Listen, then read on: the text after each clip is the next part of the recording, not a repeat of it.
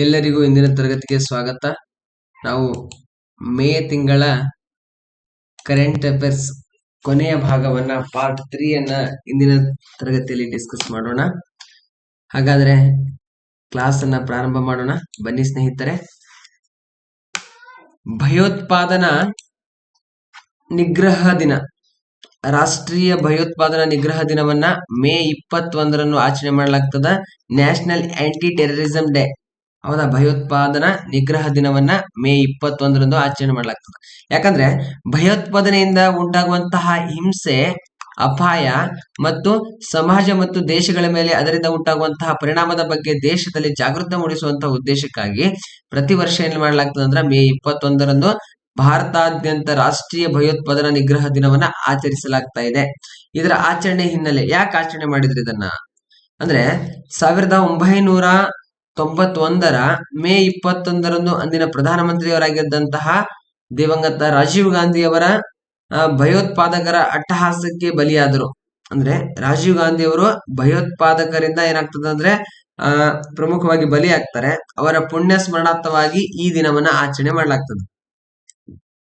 ಹೌದಾ, ಭಾರತದಲ್ಲಿ ಭಯೋತ್ಪಾದಕ ನಿಗ್ರಹ ದಳವನ್ನ ಆಚರಣೆ ಮಾಡುವುದರ ಉದ್ದೇಶ ಏನಂದ್ರೆ 1900 ಪ್ರಮುಖವಾಗಿ ನೋಡಿ 1991ರಲ್ಲಿ ನಮ್ಮ ದೇಶದ PM ಆಗಿದ್ದಂತಹ ರಾಜೀವ್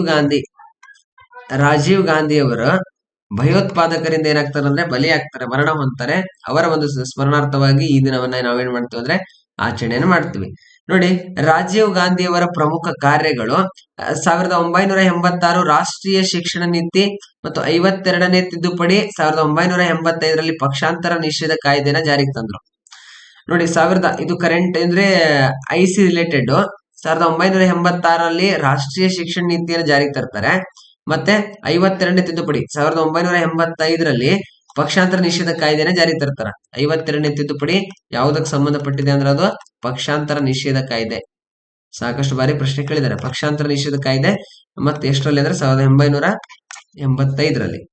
61ನೇ ತಿದ್ದುಪಡಿ 1989ರಲ್ಲಿ ತಂದು ಮತದಾನದ ವಯಸ್ಸನ್ನ 21ರಿಂದ 18 ವರ್ಷಕ್ಕೆ ಇಳಿಸಿದ್ರು. ಅಂದ್ರೆ 61ನೇ ತಿದ್ದುಪಡಿಯನ್ನ ಏನ್ ಮಾಡ್ತಾರ ಇವರು? 61ನೇ ತಿದ್ದುಪಡಿಯನ್ನ ಜಾರಿಗೆ ತರ್ತಾರ. ಅಂದ್ರೆ 61ನೇ ತಿದ್ದುಪಡಿ ಹೇಳತದ ಅಂದ್ರೆ 1989ರಲ್ಲಿ ಮತದಾನ ವಯಸ್ಸು 21ರಿಂದ 18 ವರ್ಷಕ್ಕೆ ಇಳಿಕೆ ಮಾಡಬೇಕು ಅಂತ ಹೇಳಿ.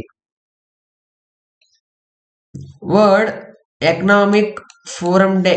ವರ್ಲ್ಡ್ ಎಕನಾಮಿಕ್ ಫೋರಂ ನೋಡಿ, 2024ರ ವಿಶ್ವ ಆರ್ಥಿಕ ವೇದಿಕೆಯ ಅಂದ್ರೆ WEF ಅಂದ್ರೆ ವರ್ಲ್ಡ್ ಎಕನಾಮಿಕ್ ಫೋರಂ ನೋಡಿ, ಪ್ರಯಾಣ ಮತ್ತು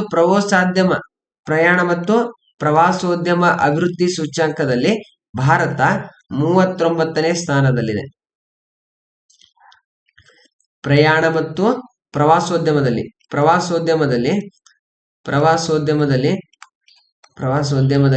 ಭಾರತ ಎಷ್ಟನೇ ಸ್ಥಾನದಂದ್ರೆ 39ನೇ ಸ್ಥಾನವನ್ನ ಕಾಯ್ದಿರಿಸಿಕೊಂಡಿದೆ. 2021ರಲ್ಲಿ ಭಾರತ 54ನೇ ಸ್ಥಾನದಲ್ಲಿತ್ತು. 2021ರಲ್ಲಿ 54ನೇ ಸ್ಥಾನದಲ್ಲಿತ್ತು. ಹಾಗಾದ್ರೆ ಈಗ ಪ್ರೆಸೆಂಟ್ 2024ರಲ್ಲಿ ಎಷ್ಟಂದ್ರೆ 39ನೇ ಸ್ಥಾನದಲ್ಲಿದೆ ಅಂತ ಹೇಳಿ ಗುರುತಿಸಬಹುದು. ವಿಶ್ವ ಆರ್ಥಿಕ ವೇದಿಕೆಯ WEF ವಿಶ್ವ ಆರ್ಥಿಕ ವೇದಿಕೆ ಅಂದ್ರೆ ವರ್ಲ್ಡ್ ಎಕನಾಮಿಕ್ ಫೋರಂ ಪ್ರಯಾಣ ಮತ್ತು ಪ್ರವಾಸೋದ್ಯಮ ಅಭಿವೃದ್ಧಿ ಸೂಚ್ಯಂಕದಲ್ಲಿ 10 ಅತ್ಯುತ್ತಮ ಪ್ರವಾಸೋದ್ಯಮ ರಾಷ್ಟ್ರಗಳು ಯಾವ್ಯಾವ ಅಂದ್ರೆ first one is America, Spain, Japan, France, Australia, Germany, United Kingdom, UK, China, Italy ಮತ್ತು ಸ್ವಿಟ್ಜರ್ಲ್ಯಾಂಡ್ಗಳು ಟಾಪ್ 10 ನಲ್ಲಿರುವಂತಹ ದೇಶಗಳು. ಮೊದಲು ಯಾವುದಿದೆ ಅಂದ್ರೆ ಅಮೆರಿಕಾ. ಪಶ್ಚಿಮ ಬಂಗಾಳಕ್ಕೆ ಅಪ್ಪಳಿಸಲಿದೆ ರಿಮಲ್. ಏನಿದು ರಿಮಲ್ಲು? ನೋಡಿ, ರಿಮಲ್ ಚಂಡಮಾರುತಕ್ಕೆ ಇರುವಂತಹ ಹೆಸರು ನೀಡಿದಂತಹ ದೇಶ. ಅಂದ್ರೆ ಇದೊಂದು ಚಂಡಮಾರುತ ಅಂತ ಗುರುತಿಸ್ತೀವಿ. ರಿಮಲ್ ಎನ್ನುವಂಥದ್ದು ಚಂಡಮಾರುತ. ಈ ರಿಮಲ್ ಎನ್ನುವಂತಹ ಹೆಸರು ನೀಡಿದಂತಹ ದೇಶ ಯಾವುದಂದ್ರೆ ಓಮನ್ ದೇಶ. ಈ ಓಮನ್ ದೇಶ ಏನಿದೆ ಪ್ರಮುಖವಾಗಿ ರಿಮಲ್ ಎನ್ನುವಂಥದ್ದು ಈ ಚಂಡಮಾರುತಕ್ಕೆ ಹೆಸರು ನೀಡಿತು. ಹಾಗಾದ್ರೆ ಬಾಂಗ್ಲಾದೇಶ ಮತ್ತು ವೆಸ್ಟ್ ಬೆಂಗಾಲ್ ಪಶ್ಚಿಮ ಬಂಗಾಳದ ಹಲವು ಪ್ರದೇಶಗಳಲ್ಲಿ ರಿಮಲ್ ಚಂಡಮಾರುತ ಬೀಸಲಿದೆ ಅಂತ ಹೇಳಿ ಭಾರತದ ಹವಾಮಾನ ಇಲಾಖೆಯನ್ನು ಮಾಡಲಾಗಿದೆ, ಅಂದ್ರೆ ಎಚ್ಚರಿಕೆಯನ್ನ ನೀಡಲಾಗಿದೆ. ಅಂದ್ರೆ ಪ್ರಮುಖವಾಗಿ ಇದು ಬೀಸಬಹುದು ರಿಮಲ್ ಎನ್ನುವಂತ ಚಂಡಮಾರುತ ಅಂತ ಹೇಳಿ ಹವಾಮಾನ ಇಲಾಖೆ ತಿಳಿಸಲಾಗಿದೆ. ಭಾರತದ ಮೊದಲ ಬಾಹ್ಯಾಕಾಶ ಪ್ರವಾಸಿ ಯಾರಂದ್ರೆ ಗೋಪಿ ಥೋಟಾಕೂರ್ ಎನ್ನುವಂಥವ್ರು ಭಾರತದ ಮೊದಲ ಬಾಹ್ಯಾಕಾಶ ಪ್ರವಾಸಿಗ ಅಂತ ಹೇಳಿ ಗುರುತಿಸ್ತೀವಿ. ಉದ್ಯಮಿ ಗೋಪಿ ಥೋಟಾಕೂರ್ ಬಾಹ್ಯಾಕಾಶ ಪ್ರವಾಸಕ್ಕೆ ತೆರಳಿದಂತಹ ಮೊದಲ ಭಾರತೀಯ ಎನಿಸಿಕೊಂಡಿದ್ದಾರೆ. ಅಮೆಜಾನ್ ಸಂಸ್ಥಾಪಕ ಜೆಫ್ ಬೆರೋ ಅವರು WORIGINAL NS-25 ಬಾಹ್ಯಾಕಾಶಯಾನಕ್ಕೆ ಆಯ್ಕೆಯಾದಂತಹ 6 ಸದಸ್ಯರಲ್ಲಿ ಭಾರತದ ಉದ್ಯಮಿ ಗೋಪಿ ಠೋಕಾ ಅವರು ಕೂಡ ಒಬ್ರು. ಬ್ಲೂ ಆರಿಜಿನ್ NS-25 ರ 7ನೇ ಬಾಹ್ಯಾಕಾಶ ವಿಮಾನವನ್ನ ಪಶ್ಚಿಮ ಟೆಕ್ಸಾನ್ನ ಉಡ್ಡಯನ ಪ್ರದೇಶದಿಂದ 2024 ಮೇ 19ರಂದು ಉಡಾವಣೆ ಮಾಡಲಾಯಿತು ಅಂತ ಹೇಳಿ ಗುರುತಿಸ್ತದ. ಹಾಗಾದ್ರೆ ಇದ್ರ ಜೊತೆ ನೋಡಿ, ಭಾರತದ ವಿಂಗ್ ಕಮಾಂಡರ್ ಆಗಿದಂತಹ ರಾಕೇಶ್ ಶರ್ಮಾ ಉದ್ಯಮಿ ಅಷ್ಟಲ್ಲ, ರಾಕೇಶ್ ಶರ್ಮಾ ಅವರು ಪ್ರಮುಖವಾಗಿ ನೋಡಿ 1984ರಲ್ಲಿ ಬಾಹ್ಯಾಕಾಶಯಾನಕ್ಕೆ ಕೈಗೊಂಡಂತಹ ಮೊದಲ ಭಾರತೀಯ ಅಂತ ಗುರುತಿಸ್ತೀವಿ. ಯಾರ? ರಾಕೇಶ್ ಶರ್ಮರವ್ರನ್ನ. ಅದಾದರೆ ಗೋಪಿ ಠೋಕಾಕೂರ್ ಅವರು ಭಾರತದ ಮೊದಲ ಸ್ಪೇಸ್ ಟೂರಿಸ್ಟ್ ಎಂಬ ಹೆಗ್ಗಳಿಕೆ. ಮೊದಲ ಬಾಹ್ಯಾಕಾಶಯಾನಿ ರಾಕೇಶ್ ಶರ್ಮಾ ಆದ್ರೆ ಮೊದಲ ಬಾಹ್ಯಾಕಾಶ ಟೂರಿಸ್ಟ್ ಯಾರಪ್ಪ ಅಂದ್ರೆ ಅದು ರಾಕೇಶ್ ಅವರ ನಂತರ ಯಾರು ಪ್ರಮುಖವಾಗಿ ಗೋಪಿ ಥೋಟಾಕೂರ್ ಎನ್ನುವಂತರು ಗುರುತಿಸ್ತೀವಿ. ಅಮೆಜಾನ್ ಸಂಸ್ಥಾಪಕ ಯಾರು? ಜೆಫ್ ಬೇಜೋ ಅವರು ಬ್ಲೂ ಆರಿಜಿನಲ್ NS-25 ಬಾಹ್ಯಾಕಾಶಯಾನಕ್ಕೆ ಆಯ್ಕೆಯಾದಂತಹ 6 ಸದಸ್ಯರಲ್ಲಿ ಥೋಟಾಕೂರ್ ಅವರು ಕೂಡ ಒಬ್ಬರಾಗಿದ್ದಾರೆ. ಬ್ಲೂ ಆರಿಜಿನಲ್ NS-25 7ನೇ ಬಾಹ್ಯಾಕಾಶ ವಿಮಾನವನ್ನ ಪಶ್ಚಿಮ ಟೆಕ್ಸಾನ್ ನಿಂದ ಎಲ್ಲಿಂದ ಉಡಾವಣೆ ಮಾಡ್ತಾರ? ಪಶ್ಚಿಮ ಟೆಕ್ಸಾನ್ನ ಉಡ್ಡಯನ ಪ್ರದೇಶದಿಂದ ಉಡಾವಣೆ ಮಾಡಲಾಯಿತು. ಭಾರತ ಸೇನೆಯ ವಿಂಗ್ ಕಮಾಂಡರ್ ಆದಂತಹ ರಾಕೇಶ್ ಶರ್ಮಾ ಅವರು 1984ರಲ್ಲಿ ಮೊದಲ ಬಾಲಿಗೆ ಬಾಹ್ಯಾಕಾಶಯಾನವನ್ನ ಕೈಗೊಂಡಿದ್ರು. ತದನಂತರವಾಗಿ ನೋಡಿ, ಗೋಪಿ ಥೋಟಾಕೂರ್ ಅವರು ಭಾರತದ ಮೊದಲ ಸ್ಪೇಸ್ ಟೂರಿಸ್ಟ್ ಎಂಬ ಹೆಗ್ಗಳಿಕೆಗೆ ಪಾತ್ರರಾಗಿದ್ದಾರೆ. IPL 2024ರ IPL ಟೂರ್ನಿ ನೋಡಿ, ಕ್ರೀಡೆಗಳ ಮೇಲೂ ಕೂಡ ಪ್ರಶ್ನೆಯನ್ನ ಕೇಳುವಂತ ಸಂಭವ ಇರ್ತದೆ. ಕೋಲ್ಕತ್ತಾ ನೈಟ್ ರೈಡರ್ಸ್ ತಂಡವು IPL 17ನೇ ಆವೃತ್ತಿ, ಎಷ್ಟನೇ ಆವೃತ್ತಿ ಅಂದ್ರೆ ಇದು 17ನೇ ಆವೃತ್ತಿ ಅಂತ ಗುರುತಿಸ್ಬೇಕು ನಾವು. 17ನೇ ಆವೃತ್ತಿ ನಡೆದದ್ದು 24ರಲ್ಲಿ. ಈ ತಂಡಕ್ಕೆ ಇದು 3ನೇ ಟ್ರೋಫಿ ಆಗಿದೆ. ಈ ತಂಡಕ್ಕೆ ಇದು ಎಷ್ಟನೇ ಟ್ರೋಫಿ ಆಗಿದೆ ಅಂದ್ರೆ 3ನೇ ಟ್ರೋಫಿ ಆಗಿದೆ. ಯಾವುದು? ಕೋಲ್ಕತ್ತಾ ತಂಡ 3ನೇ ಬಾರಿ ಈ ಟ್ರೋಫಿಯನ್ನು ಎತ್ಕೊಂಡಿದೆ. ಫೈನಲ್ ಪಂದ್ಯದಲ್ಲಿ ಚೆನ್ನೈನ MA ಚಿದಂಬರಂ ಕ್ರೀಡಾಂಗಣದಲ್ಲಿ ಏನ್ ಮಾಡಲಾಗ್ತದೆ? ಈ ಫೈನಲ್ ಟೂರ್ನಿ ಜರುಗ್ತದೆ ಚೆನ್ನೈಯಲ್ಲಿ, ಚಿದಂಬರಂ ಕ್ರೀಡಾಂಗಣದಲ್ಲಿ. ಫೈನಲ್ ಪಂದ್ಯವು ಸನ್ ರೈಸರ್ಸ್ ಹೈದರಾಬಾದ್ ವಿರುದ್ಧ ಜಯ ಸಾರಿತು. ಹಾಗಾದ್ರೆ ಚಾಂಪಿಯನ್ ಕೋಲ್ಕತ್ತಾ ತಂಡವು 20 ಕೋಟಿ ಮತ್ತು ರನ್ನರ್ ಆಫ್ ಹೈದರಾಬಾದ್ ತಂಡವು 12.50 ಕೋಟಿ ಬಹುಮಾನವನ್ನ ಗೆದ್ದುಕೊಂಡಿತು. ಕೋಲ್ಕತ್ತಾ ತಂಡವು 2012, 2014 ಮತ್ತು 2024ರಲ್ಲಿ ಚಾಂಪಿಯನ್ ಪಟ್ಟವನ್ನ ಏರಿದೆ. ಹಾಗಾದ್ರೆ IPL ನಲ್ಲಿ ಅವಾರ್ಡ್ಸ್ಗಳು, ಆರೆಂಜ್ ಕ್ಯಾಪ್ ಮೋಸ್ಟ್ ರನ್ನರ್ ಅಂದ್ರೆ ಆರೆಂಜ್ ಕ್ಯಾಪ್ ಯಾರಿಗೆ ನೀಡ್ತಾರಂದ್ರ ಅತಿ ಹೆಚ್ಚು ರನ್ ಗಳಿಸಿದಂತಹ ಆಟಗಾರನಿಗೆ ಆರೆಂಜ್ ಕ್ಯಾಪ್ ಅನ್ನು ನೀಡಲಾಗ್ತದ. ಅತಿ ಹೆಚ್ಚು ರನ್ ಅನ್ನ ಯಾರು ಗಳಿಸಿದ್ರಂದ್ರೆ RCB ತಂಡದ ಶ್ರೇಷ್ಠ ಆಟಗಾರರಾದಂತಹ ವಿರಾಟ್ ಕೊಹ್ಲಿ ಅವರಿಗೆ ಪ್ರಮುಖವಾಗಿ 741 ರನ್ ಅನ್ನು ಬಾರಿಸಿದ್ರು ಅವರು. ಅದಕ್ಕೋಸ್ಕರ ಆರೆಂಜ್ ಕ್ಯಾಪ್ ಅವರಿಗೆ ದೊರೆಯಿತು. ಮತ್ತೆ ಪರ್ಪಲ್ ಕ್ಯಾಪ್ ಯಾರಿಗೆ ನೀಡಲಾಗ್ತದ?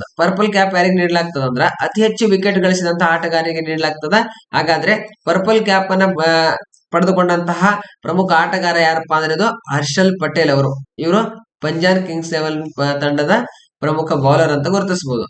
ಮೋಸ್ಟ್ ವ್ಯಾಲ್ಯೂಯೇಬಲ್ ಪ್ಲೇಯರ್ ಯಾರಪ್ಪ ಅಂದ್ರೆ ಅದು ಸುನಿಲ್ ನಾರಾಯಣಿ, ಕೋಲ್ಕತ್ತಾ ನೈಟ್ ರೈಡರ್ಸ್ ತಂಡ ಅಂತ ಗುರುತಿಸ್ತೀವಿ. ಫೈರ್ ಪ್ಲೇ ಅವಾರ್ಡ್ ಯಾರಿಗೆ ಸಿಕ್ತದ ಅಂದ್ರೆ ಅದು ಸನ್ ರೈಸರ್ಸ್ ಹೈದರಾಬಾದ್ ತಂಡಕ್ಕೆ ಫೈರ್ ಪ್ಲೇ ಅವಾರ್ಡ್ ಕೂಡ ಸಿಕ್ಕಿತು. ಯಾಕಂದ್ರೆ ಅತಿ ಹೆಚ್ಚಾಗಿ ರನ್ ಅನ್ನು ಗಳಿಸಿದ್ದು ಆ ಒಂದು ತಂಡವೇ. ನೋಡಿ, ಕೋಲ್ಕತ್ತಾ ನೈಟ್ ರೈಡರ್ಸ್ ತಂಡವು ಇಂಡಿಯನ್ ಪ್ರೀಮಿಯರ್ ಲೀಗ್ ಕ್ರಿಕೆಟ್ ಟೂರ್ನಿಯಲ್ಲಿ 17ನೇ ಆವೃತ್ತಿಯ ಪ್ರಶಸ್ತಿಯನ್ನು ಗೆದ್ದುಕೊಂಡಿದೆ. ಈವರೆಗೂ 3 ಟ್ರೋಫಿಯನ್ನ ಏನ್ ಮಾಡಿದ್ದು ಎತ್ಕೊಂಡಿದೆ. ಈ ಹಿಂದೆ 2012 ಮತ್ತು 14ರಲ್ಲಿ ಕಪ್ ಅನ್ನ ಗೆದ್ದಿತ್ತು. ರನ್ನರ್ ಆಫ್ ತಂಡ ಯಾವ್ದಾಗಿತ್ತು ಅಂದ್ರೆ Sunriser Hyderabad. Orange cap Virat Kohli 741 run ಅನ್ನು ಬಾರಿಸಿದ್ರು. ಪರ್ಪಲ್ ಕ್ಯಾಪ್ ಯಾರಿಗೆ ಅಂದ್ರೆ ಹರ್ಷಲ್ ಪಟೇಲ್ 24 ವಿಕೆಟ್ ಗಳನ್ನ ಪಡ್ಕೊಂಡಿದ್ರು. ನೋಡಿ, ಕಾನ್ ಚಿತ್ರೋತ್ಸವದಲ್ಲಿ ಅನುಸೂಯಾಗೆ ಪ್ರಶಸ್ತಿ. ಹಿಂದಿ ಸಿನಿಮಾವಾದಂತಹ ದಿ ಶೇಮ್ಲೆಸ್ ನಲ್ಲಿ ಪ್ರಮುಖ ಪಾತ್ರವೊಂದನ್ನು ನಿರ್ವಹಿಸಿದಂತಹ ಅನುಸೂಯ ಸೇನ್ ಗುಪ್ತಾ ಅವರಿಗೆ 2024ನ ಸಾಲಿನ ಕಾನ್ ಚಲನಚಿತ್ರೋತ್ಸವದ ಯಾವ ಪ್ರಶಸ್ತಿ ಅಂದ್ರೆ ಆನ್ ಸರ್ಟೆನ್ ರಿಗಾರ್ಡ್ ಎನ್ನುವಂತಹ ವಿಭಾಗದಲ್ಲಿ ಅತ್ಯುತ್ತಮ ಪ್ರಶಸ್ತಿಗೆ ಭಾಜನರಾಗಿದ್ದಾರೆ ಅಂತ ಹೇಳಿ ಗುರುತಿಸ್ತೀವಿ. ಹಾಗಾದ್ರೆ ಈ ವಿಭಾಗದಲ್ಲಿ ಅತ್ಯುತ್ತಮ ನಟಿ ಪ್ರಶಸ್ತಿಗೆ ಪಾತ್ರರಾದಂತಹ ಮೊದಲ ಭಾರತೀಯ ಯಾರಪ್ಪ ಅಂದ್ರೆ ಕಲಾವಿದರು ಇವರಾಗಿದ್ದಾರೆ. ಯಾರು? ಖಾನ್ ಅಂದ್ರೆ ಅನುಸೂಯ ಅವರು ಖಾನ್ ಚಿತ್ರೋತ್ಸವ ಪ್ರಶಸ್ತಿ ಅಂದ್ರೆ ಆನ್ ಸರ್ಟೆನ್ ರಿಗಾರ್ಡ್ ಎನ್ನುವಂತಹ ವಿಭಾಗದಲ್ಲಿ ಪ್ರಶಸ್ತಿ ಪಡೆದಂತಹ ಮೊದಲ ಭಾರತೀಯ ಯಾರಪ್ಪ ಅಂದ್ರೆ ನಟಿ ಯಾರಂದ್ರೆ ಅದು ಅನುಸೂಯ ಅಂತ ಗುರುತಿಸ್ತೀವಿ.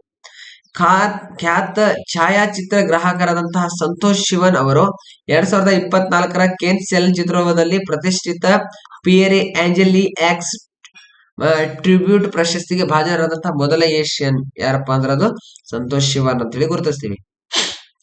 2024ರ ವಿಶ್ವ ಪ್ಯಾರಾ ಅಥ್ಲೆಟಿಕ್ ಇದು ಪ್ರಮುಖವಾಗಿ ನೋಡಿ, ವಿಶ್ವ ಪ್ಯಾರಾ ಅಥ್ಲೆಟಿಕ್ ಚಾಂಪಿಯನ್ಶಿಪ್ ನಲ್ಲಿ ಭಾರತ ಸರ್ವಕಾಲಿಕ ಶ್ರೇಷ್ಠ 17 ಪಂದ್ಯಗಳೊಂದಿಗೆ ಅಭಿಯಾನ ಕೊನೆಗೊಳಿಸಿತು. ಭಾರತ 6 ಚಿನ್ನ, 5 ಬೆಳ್ಳಿ ಮತ್ತು 6 ಕಂಚಿನ ಪದಕಗಳನ್ನ ಜಯಿಸಿ ಪದಕ ಪಟ್ಟಿಯಲ್ಲಿ 6ನೇ ಸ್ಥಾನವನ್ನ ಪಡೆದುಕೊಂಡಿದೆ. 2023ರಲ್ಲಿ ಭಾರತ 3 ಚಿನ್ನ ಸೇರಿ 10 ಪದಕಗಳನ್ನು ಗೆದ್ದುಕೊಂಡು ಭಾರತ ಈವರೆಗೂ ದಾಖಲೆಯನ್ನ ಸಾಧಿಸಿತ್ತು. ಚೀನಾ 33 ಚಿನ್ನ ಇವುಗಳನ್ನು ಸೇರಿಸಿಕೊಂಡು 87 ಪದಕಗಳನ್ನು ಪಡೆದುಕೊಂಡು ಅಗ್ರಸ್ಥಾನದಲ್ಲಿದೆ ಅಂತೇಳಿ ಗುರುತಿಸ್ತೇವೆ. ಕಾಮ್ಯ ಕಾರ್ತಿಕೇಯನ್ ಎವರೆಸ್ಟ್ ಶಿಖರವನ್ನ ಏರಿದಂತ ಭಾರತದ ಅತ್ಯಂತ ಕಿರಿಯ ಪರ್ವತಾರೋಹಿ. ನೋಡಿ, ಇದೇ ತಿಂಗಳಲ್ಲಿ 2 ಸಾಧನೆಗಳು. ಮೌಂಟ್ ಎವರೆಸ್ಟ್ ಶಿಖರವನ್ನ ಏರಿದಂತಹ ಅತಿ ಕಿರಿಯ ವಯಸ್ಸಿನ ಪರ್ವತಾರೋಹಿ ಯಾರಪ್ಪ ಅಂದ್ರೆ ಕಾಮ್ಯ ಕಾರ್ತಿಕೇಯನ್. ಮುಂಬೈಯ 16ರ ಹರೆಯದ ಬಾಲಕಿ ಯಾರಪ್ಪ ಅಂದ್ರೆ ಕಾಮ್ಯ ಕಾರ್ತಿಕೇಯನ್ ಅವರು ಮೌಂಟ್ ಎವರೆಸ್ಟ್, ನೇಪಾಳದ ಮೌಂಟ್ ಎವರೆಸ್ಟ್ ಅನ್ನ 1800 ಪ್ರಮುಖವಾಗಿ ನೋಡಿ 8848.86 ಎತ್ತರದ ಶಿಖರವನ್ನ, ಇದು ಪ್ರಸ್ತುತ 8849 ಮೀಟರ್ ಎತ್ತರಕ್ಕೆ ಬಂದಿದೆ. ಅಷ್ಟು ಎತ್ತರದ ಶಿಖರವನ್ನು ಏರಿದಂತಹ ಭಾರತದ ಅತಿ ಕಿರಿಯ ಪರ್ವತಾರೋಹಿ ಮತ್ತು ವಿಶ್ವದ 2ನೇ ಅತ್ಯಂತ ಕಿರಿಯ ಬಾಲಕಿ ಎಂಬುವಂತ ಪ್ರಶಸ್ತಿಗೆ ಇವರು ಭಾಜನರಾಗಿದ್ದಾರೆ ಅಂತ ಹೇಳಿ ಗುರುತಿಸ್ತೀವಿ. ಕಾಮ್ಯ ಕಾರ್ತಿಕೇಯನ್ ಅವರು ಮುಂಬೈ ಮೂಲದವರು. ವಿಶ್ವ ಹಸಿವು ದಿನ ಮೇ 28ಕ್ಕೆ ಆಚರಣೆ ಮಾಡ್ತದ. ವಿಶ್ವ ಹಸಿವು ದಿನ ಮೇ 28ರಂದು ಆಚರಣೆಯನ್ನು ಮಾಡಲಾಗ್ತದ. ದೀರ್ಘಕಾಲವಾಗಿ ಹಸಿವಿನಿಂದ ಬಳಲುತ್ತಿರುವಂತಹ 820 ದಶಲಕ್ಷಕ್ಕೂ ಹೆಚ್ಚು ಜನರ ಬಗ್ಗೆ ಜಾಗೃತಿ ಮೂಡಿಸುವ ಒಂದು ಉದ್ದೇಶದಿಂದ ಇದನ್ನ ಪ್ರತಿ ವರ್ಷವಾಗಿ ಏನ್ ಮಾಡಲಾಗ್ತದ ಅಂದ್ರೆ ಮೇ 28ರಂದು ಆಚರಣೆಯನ್ನು ಮಾಡಲಾಗ್ತದ. ಹಂಗರ್ ಪ್ರಾಜೆಕ್ಟ್ ಎಂಬ ಅಂದ್ರೆ NSO ಹಂಗರ್ ಪ್ರಾಜೆಕ್ಟ್ ಎನ್ನುವಂತಹ NGO ರಚಿಸಿದಂತಹ ಉಪಕ್ರಮವು ವಿಶ್ವ ಹಸಿವನ್ನ ಕೊನೆಗೊಳಿಸುವ ಪ್ರಯತ್ನವನ್ನ ಮಾಡ್ತಾ ಇದೆ. ಭಾರತದ ಭೂಸೇನೆಯ ಮುಖ್ಯಸ್ಥ ಜನರಲ್ ಆಗಿ ಯಾರು ಆಯ್ಕೆಗೊಂಡಿದ್ದಾರೆ ಅಂದ್ರೆ ಅದು ಮನೋಜ್ ಪಾಂಡೆ ಅವರು. ಭಾರತದ ಭೂಸೇನೆಯ ಮುಖ್ಯಸ್ಥರು ಮನೋಜ್ ಪಾಂಡೆ ಅವರು ಏನ್ ಮಾಡಿದ್ದಾರೆ ಅಂದ್ರೆ ಆಯ್ಕೆಗೊಂಡಿದ್ದಾರೆ. ಪ್ರಸ್ತುತ ಭಾರತೀಯ ಸೇನಾ ಮುಖ್ಯಸ್ಥರಾದಂತಹ ಜನರಲ್ ಶ್ರೀ ಮನೋಜ್ ಪಾಂಡೆ ಅವರು ಸೇವಾ ಅವಧಿಯನ್ನ ಕ್ಯಾಬಿನೆಟ್ ನ ನೇಮಕಾತಿ ಸಮಿತಿ ಒಂದು ತಿಂಗಳ ಕಾಲ ವಿಸ್ತರಿಸಿದೆ. 2024 ಮೇ 31ರಂದು ಜನರಲ್ ಶ್ರೀ ಮನೋಜ್ ಪಾಂಡೆರವರು ನಿವೃತ್ತರಾಗಬೇಕಾಗಿತ್ತು. ಆದರೆ 2024 ಜೂನ್ 30ರವರೆಗೂ ಕರ್ತವ್ಯ ನಿರ್ವಹಿಸಲು ಅವಕಾಶವನ್ನ ಕಲ್ಪಿಸಲಾಗಿದೆ. ಅಂದ್ರೆ ಪ್ರಸ್ತುತವಾಗಿ ಇವರ ಅಧಿಕಾರ ಮುಗಿದಿದೆ, ಯಾಕಂದ್ರೆ ಇದು ಜುಲೈ ತಿಂಗಳು. ಆರ್ಟಿಮಿಸ್ ಬಾಹ್ಯಾಕಾಶ ಒಪ್ಪಂದ ಇದು ಪ್ರಮುಖವಾಗಿ ಸ್ಲೋವೇನಿಯಾ ಮತ್ತು ಲಿಥುವೇನಿಯಾ. ಯಾವ್ಯಾವ ದೇಶ ನೋಡಿ, ಸ್ಲೋವೇನಿಯಾ ಮತ್ತು ಲಿಥುವೇನಿಯಾ ದೇಶಗಳ ನಡುವೆ ಲಿಥುವೇನಿಯಾ ದೇಶಗಳು ಸಹಿ ಹಾಕಿದ್ದು. ಈ ಒಪ್ಪಂದಕ್ಕೆ ಸಹಿ ಹಾಕಿದಂತಹ ದೇಶಗಳಲ್ಲಿ ಸ್ಲೋವೇನಿಯಾ 39ನೇ ಮತ್ತು ಲಿಥುವೇನಿಯಾ 40ನೇ ದೇಶವಾಗಿದೆ ಆರ್ಟಿಮಿಸ್ ಬಾಹ್ಯಾಕಾಶ ಒಪ್ಪಂದದಲ್ಲಿ ಅಂತ ಗುರುತಿಸ್ತೀವಿ. ನಾಸಾದ ಪ್ರಧಾನ ಕಚೇರಿಯಲ್ಲಿ ಕೆಲವು ದೇಶಗಳು ಆರ್ಟಿಮಿಸ್ ಒಪ್ಪಂದಕ್ಕೆ ನಾಸಾದ ಒಂದು ಅಧೀನದಲ್ಲಿ ನಡೀತದ. ಈ ಮೂಲಕ ಸ್ವೀಡನ್ ಒಪ್ಪಂದಕ್ಕೆ ಸಹಿ ಹಾಕಿದಂತಹ 37ನೇ ದೇಶ ಮತ್ತು ಸ್ವಿಟ್ಜರ್ಲ್ಯಾಂಡ್ 38ನೇ ದೇಶ ಆಗಿದೆ ಅಂತ ಗುರುತಿಸ್ತೀವಿ. 37ನೇ ದೇಶ ಯಾವುದು? ಅದು 37ನೇ ದೇಶ ಯಾವುದು? ಪ್ರಮುಖವಾಗಿ ಸ್ವೀಡನ್. 38ನೇ ದೇಶ ಸ್ವಿಟ್ಜರ್ಲ್ಯಾಂಡ್. 39ನೇದು ಸ್ಲೋವೇನಿಯಾ. 40ನೇದು ಲಿಥುವೇನಿಯಾ ಅಂತ ಹೇಳಿ ಗುರುತಿಸ್ತೀವಿ. ಆರ್ಟಮಿಸ್ ಒಪ್ಪಂದಕ್ಕೆ ಸಹಿ ಹಾಕುವ ಮೂಲಕ ಈ ದೇಶಗಳು ತಮ್ಮ ಚಂದ್ರಯಾನ ಬಾಹ್ಯಾಕಾಶ ಕಾರ್ಯಕ್ರಮದಲ್ಲಿ ಪರಸ್ಪರ ಸಹಕಾರ ಮತ್ತು ಜವಾಬ್ದಾರಿಯುತ ನಡವಳಿಕೆಯ ಅದಕ್ಕೆ ಬದ್ಧವಾಗಿದೆ. ನಾಸಾದ ಆರ್ಟಮಿಸ್ ಕಾರ್ಯಕ್ರಮಕ್ಕೆ ಸೇರ್ಪಡೆಯಾಗಲು ಬೇಕಾದಂತಹ ಪೂರ್ವ ಅಗತ್ಯತೆಗಳಲ್ಲಿ ಇದು ಕೂಡ ಒಂದು. ಯುರೋಪಿಯನ್ ಸ್ಪೇಸ್ ಏಜೆನ್ಸಿ 22 ಸದಸ್ಯ ದೇಶಗಳಲ್ಲಿ 16 ದೇಶಗಳು ಈಗ ಒಪ್ಪಂದಕ್ಕೆ ಸಹಿ ಹಾಕಿದ್ದು, ಚಂದ್ರನಲ್ಲಿ ಮಾನವರನ್ನ ಕಳಿಸುವಂತಹ ಮಹತ್ವಾಕಾಂಕ್ಷಿ ಗುರಿಯನ್ನ ಏನ್ ಮಾಡಲಾಗಿದೆ ಅಂದ್ರೆ ದೇಶಗಳು ಸಮಾನ ಬದ್ಧತೆಯನ್ನ ಎತ್ತಿ ಹಿಡಿದಿವೆ. ಪ್ರವಾಸ ಪೋರ್ಟಲ್ ಆರಂಭವಾಗಿದೆ. ಅಂದ್ರೆ ಏನು? RBI ಪ್ರವಾಸ ಪೋರ್ಟಲ್ ಅನ್ನ ಪ್ರಾರಂಭಿಸಿದೆ. ಇದನ್ನ ವಿವಿಧ ನಿಯಂತ್ರಕರು ಅನುಮೋದನೆಗಳಿಗಾಗಿ ಅಪ್ಲಿಕೇಶನ್ ಪ್ರಕ್ರಿಯೆಯನ್ನ ಸುಗಮಗೊಳಿಸಲು ವಿನ್ಯಾಸಗೊಳಿಸಲಾಗಿದೆ. ಇದು ವ್ಯಕ್ತಿಗಳ ಮತ್ತು ಘಟಕಗಳಿಗೆ ಆನ್ಲೈನ್ ನಲ್ಲಿ ಅರ್ಜಿ ಸಲ್ಲಿಸಲು ಮತ್ತು ಅನುಮತಿಸುತ್ತದೆ. ನೋಡಿ, ಇದು ವ್ಯಕ್ತಿಗಳಿಗೆ ಮತ್ತು ಘಟಕಗಳಿಗೆ ಆನ್ಲೈನ್ ನಲ್ಲಿ ಅರ್ಜಿ ಸಲ್ಲಿಸಲಿಕ್ಕೆ ಅನುಮತಿಸುತ್ತದೆ.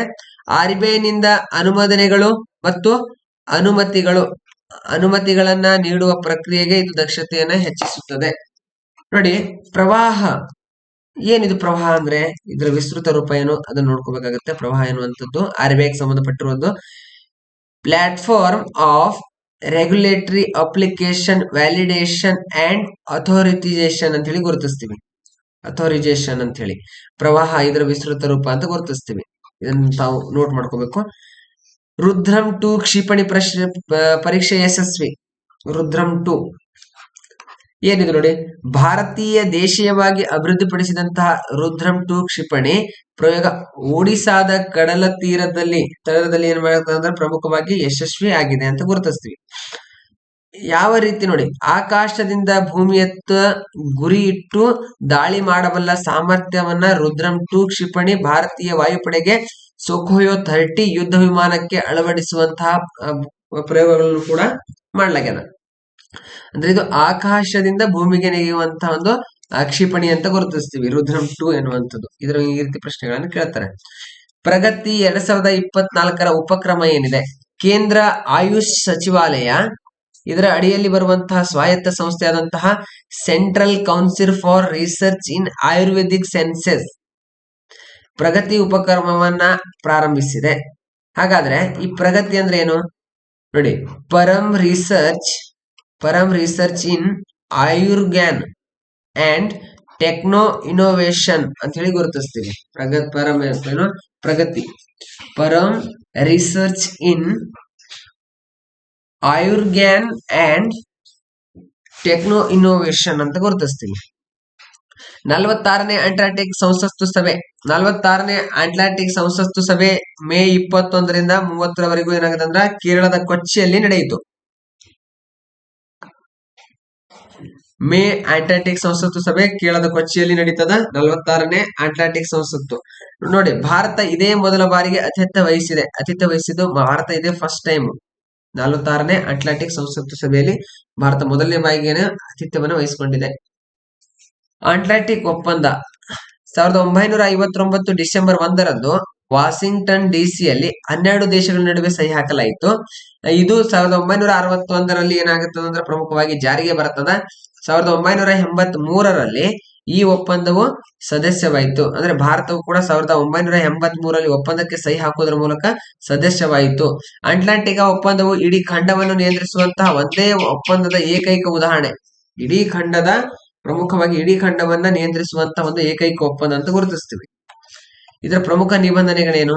ವೈಜ್ಞಾನಿಕ ಸಂಶೋಧನೆಯ ಸ್ವಾತಂತ್ರ್ಯವನ್ನು ಉತ್ತೇಜಿಸುವುದು. ದೇಶಗಳು ಖಂಡವನ್ನ ಶಾಂತಿಯುತ ಉದ್ದೇಶಗಳಿಗೆ ಮಾತ್ರ ಬಳಸಬೇಕು. ಮಿಲಿಟರಿ ಚಟುವಟಿಕೆಗಳು, ಪರಮಾಣು ಪರೀಕ್ಷೆಗಳು, ವಿಕಿರಣಶೀಲ ತ್ಯಾಜ್ಯದ ವಿಲೇವಾರಿಯನ್ನ ನಿಷೇಧಿಸಲಾಗಿದೆ. ಇದು ಖಂಡದಲ್ಲಿ ತಮ್ಮ ಪ್ರಾಂತ್ಯಗಳ ಮೇಲೆ ಹಕ್ಕುದಾರರ ನಡುವಿನ ಯಾವುದೇ ವಿವಾದಗಳನ್ನ ಸಹಿತಗೊಳಿಸುತ್ತದೆ. ಜಗತ್ತಿನ 100 ಪ್ರಭಾವಿ ಕಂಪನಿಗಳಲ್ಲಿ ರಿಲಯನ್ಸ್ ಸೀರಂ ಟಾಟಾಗೆ ಸ್ಥಾನ ಅಂತ ಗುರುತಿಸ್ತೀವಿ. ಅಮೆರಿಕದ ಜನಪ್ರಿಯ ನಿಯತಕಾಲಿಕ ಟೈಮ್ಸ್ ಜಗತ್ತಿನಲ್ಲಿ ಹೆಚ್ಚಿನ ಪ್ರಭಾವ ಹೊಂದಿರುವಂತಹ 100 ಕಂಪನಿಗಳ ಪಟ್ಟಿಯನ್ನು ಬಿಡುಗಡೆ ಮಾಡಿದೆ. ಅದರಲ್ಲಿ ರಿಲಯನ್ಸ್ ಇಂಡಸ್ಟ್ರೀಸ್ ಸೇರಿದಂತೆ ಭಾರತದ 3 ಕಂಪನಿಗಳು ಸ್ಥಾನಗಳನ್ನು ಪಡೆದುಕೊಂಡಿದೆ. ಅದರಲ್ಲಿ ಟಾಟಾಗೆ ಕೂಡ ಸ್ಥಾನ ಇದೆ ಅಂತ ಹೇಳಿ ಗುರುತಿಸ್ತೀವಿ. ನೋಡಿ, ಮೇ 31 ವಿಶ್ವ ತಂಬಾಕು ರಹಿತ ದಿನ ಅಂತ ಹೇಳಿ ಆಚರಣೆಯನ್ನ ಮಾಡ್ತೀವಿ. ವಿಶ್ವ ತಂಬಾಕು ರಹಿತ ದಿನದ ಪ್ರಮುಖವಾಗಿ ಥೀಮ್ ಏನಿದೆ ಅಂದ್ರೆ, ತಂಬಾಕು ಉದ್ಯಮದ ಹಸ್ತಕ್ಷೇಪದಿಂದ ಮಕ್ಕಳನ್ನು ರಕ್ಷಿಸೋಣ. ತಂಬಾಕು ಉದ್ಯಮದ ಹಸ್ತಕ್ಷೇಪದಿಂದ ಮಕ್ಕಳನ್ನ ರಕ್ಷಿಸೋಣ. ಇದು 2024 ತಂಬಾಕು ರಹಿತ ದಿನದ ಒಂದು ಥೀಮ್ ಆಗಿದೆ. ಲಿಕ್ವಿಡ್ ನೈಟ್ರೋಜನ್ ನಿಷೇಧ. ಸಾರ್ವಜನಿಕರ ಆರೋಗ್ಯದ ದೃಷ್ಟಿಯಿಂದ ಸಿಹಿ ತಿನಿಸುಗಳು ಹಾಗೂ ಆರೋಗ್ಯ ಪದಾರ್ಥಗಳಲ್ಲಿ ಲಿಕ್ವಿಡ್ ನೈಟ್ರೋಜನ್ ಬಳಕೆ ಆಹಾರ ಸುರಕ್ಷತೆ ಮತ್ತು ಗುಣಮಟ್ಟ ಇಲಾಖೆ ಇದನ್ನು ನಿಷೇಧಿಸಿದೆ. ಆಹಾರವನ್ನ ಪರಿಪಕ್ವತೆ ಮಾಡಲಿಕ್ಕೆ ಲಿಕ್ವಿಡ್ ನೈಟ್ರೋಜನ್ ಅನ್ನುವಂಥದ್ದನ್ನ ಇದನ್ನ ಬಳಕೆ ಮಾಡಬಾರ್ದು ಅಂತ ಹೇಳಿ ಪ್ರಮುಖವಾಗಿ ಇದನ್ನ ನಿಷೇಧ ಮಾಡಲಾಗಿದೆ. ಗೋಲ್ಡನ್ ಬೂಟ್ ಪ್ರಶಸ್ತಿ ಗೆದ್ದಂತಹ ರೊನಾಲ್ಡೋ. ಆಲ್ ನಾಸರ್ ತಂಡದ ಆಟಗಾರ Ronaldo Saudi Pro League football ಸರಣಿಯಲ್ಲಿ ಅಗ್ರ ಸ್ಕೋರರ್ಗಳಿಗಾಗಿ ಗೋಲ್ಡನ್ ಬೂಟ್ ಅಂದ್ರೆ ಫುಟ್ಬಾಲ್ದಲ್ಲಿ ಅಗ್ರ ಸ್ಕೋರ್ ಗಳನ್ನ ಗಳಿಸಿದಂತ ಆಟಗಾರರಿಗೆ ಈ ಒಂದು ಪ್ರಶಸ್ತಿಯನ್ನ, ಯಾವುದು ಗೋಲ್ಡನ್ ಬೂಟ್ ಪ್ರಶಸ್ತಿಯನ್ನ ನೀಡಲಾಗ್ತದ. ಇದನ್ನ ಗೆದ್ದವರು ಯಾರಪ್ಪ ಅಂದ್ರೆ ರೊನಾಲ್ಡೋ, ಪೋರ್ಚುಗಲ್ ದೇಶದ ಆಟಗಾರ ಅಂತ ಗುರುತಿಸ್ತೀವಿ. ವಿಶ್ವದ ಮೊದಲ 3D ಪ್ರಿಂಟೆಡ್ ರಾಕೆಟ್ ಹಾರಿಸಿದ ಭಾರತ. 3D ಪ್ರಿಂಟೆಡ್ ರಾಕೆಟ್ ಹಾರಿಸಿದಂತಹ ಭಾರತ. ದೇಶದ ಬಾಹ್ಯಾಕಾಶ ಕ್ಷೇತ್ರವನ್ನ ಖಾಸಗಿ ವಲಯಕ್ಕೆ ಮುಕ್ತಗೊಳಿಸಿದಂತಹ ಬಳಿಕ ಅಂತರಿಕ್ಷ ವಲಯದಲ್ಲಿ ಪ್ರಮುಖವಾಗಿ ಮಹತ್ವದ ಒಂದು ಸಾಧನೆಯನ್ನು ಭಾರತ ಮಾಡಿದೆ. 3D printed semi cryogenic engine ಬಳಸಿ ಅಗ್ನಿಬಾಣ ಎಂಬ ರಾಕೆಟ್ ಅನ್ನ ಪ್ರಾಯೋಗಿಕವಾಗಿ ಉಡಾವಣೆ ಮಾಡಲಾಗಿದೆ. 3D ಪ್ರಿಂಟೆಡ್ ಬಳಸಿ ಪ್ರಮುಖವಾಗಿ ಅಂದ್ರೆ ಒಂದು ಅಗ್ನಿಬಾಣ ಎನ್ನುವಂತಹ ರಾಕೆಟ್ ಅನ್ನ ಉಡಾವಣೆಯನ್ನ ಮಾಡಲಾಗಿದೆ. 3D ಪ್ರಿಂಟೆಡ್ ಎಂಜಿನ್ ಅನ್ನ ರಾಕೆಟ್ ಒಪ್ಪಂದಕ್ಕೆ ಬಳಸಿ ಉಡಾವಣೆ ಮಾಡಿದಂತಹ ವಿಶ್ವದಲ್ಲಿ ಮೊದಲ ದೇಶ ಭಾರತ. ಚೆನ್ನೈ ಮೂಲದ ಅಗ್ನಿಕುಲ್ ಕಾಸ್ಮೋಲ್ ಎಂಬ ಬಾಹ್ಯಾಕಾಶದ ಸ್ಮಾರ್ಟ್ ಕಂಪನಿ ಏನ ಮಾಡಲಾಗಿದೆ. ಸ್ಮಾರ್ಟ್ ಕಂಪನಿ ಇದನ್ನ ಈ ಸಾಧನೆಯನ್ನ ಮಾಡಲಾಗಿದೆ. ಯಾವುದು? ಚೆನ್ನೈ ಮೂಲದ ಅಗ್ನಿಕುಲ್ ಕಾಸ್ಮೋಸ್ ಎನ್ನುವಂತಹ ಪ್ರಮುಖವಾದಂತಹ ಕಂಪನಿ. ಎಲ್ಲರಿಗೂ ಧನ್ಯವಾದಗಳು. ಇದು ಪ್ರಮುಖವಾಗಿ ಮೇ ತಿಂಗಳ ಕರೆಂಟ್ ಅಫೇರ್ಸ್ ಅನ್ನ ನಾವು ಪ್ರಮುಖವಾಗಿ ಏನಂದ್ರೆ ಪಾರ್ಟ್ 1,